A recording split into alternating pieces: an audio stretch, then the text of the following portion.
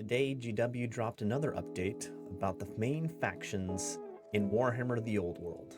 And honestly, there's only a few things that surprised me. Let's take a look.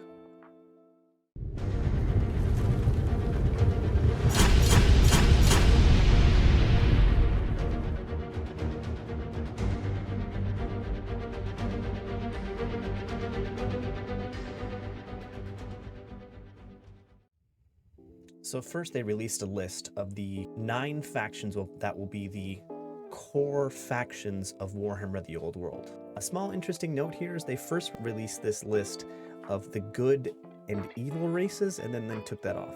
I think that's a good thing because I like the idea of either evil characters being in good armies or good characters being in evil armies. So these core factions are the Empire of Man, Dwarven Mountain Holds, Kingdom of Bretonnia, Wood Elf Realms, High Elf Realms, Orc and Goblin Tribes, Warriors of Chaos, Beastmen Bray Herds, and Tomb Kings of Khemri.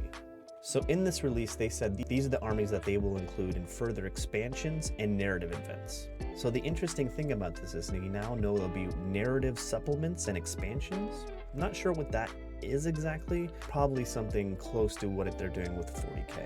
So if you didn't see the army you played at 8th edition Warhammer on that list, don't be scared, but also be scared. Dark Elves, Skaven, Vampire Counts, Demons of Chaos, Ogre Kingdoms, Lizard Men, and Chaos Dwarves will all be kind of included. All of these armies will have rules for all of the models in Warhammer 8th edition and the models that existed at the time in Age of Sigmar. These will all be included in a free PDF, which will be available at launch. Now, the thing that I question is at first I thought all the armies will have a free PDF with army rules, but evidently the core armies will be released like old school army books. I'm not sure about that, but what we do know is these core armies will be receiving new models with new rules moving forward in Warhammer the Old World. The other small piece of information in this post is that they refer to the release of Warhammer the Old World as Marching Closer.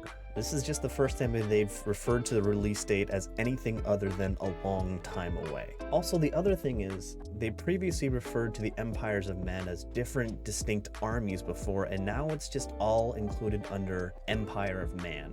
This is kind of a sad revelation because I was looking forward to a more diversity of the Empire of Man as far as army selection, but I'm sure those expansions will be theoretically available in the future depending on the success of the game. Now, what do I think this means? I have become more and more convinced that Warhammer the Old World is much more of a supplemental game that Games Workshop is producing, not a tentpole game that Warhammer 8th edition was. They're trying out a few new things with Warhammer the Old World according to this post, but not everything.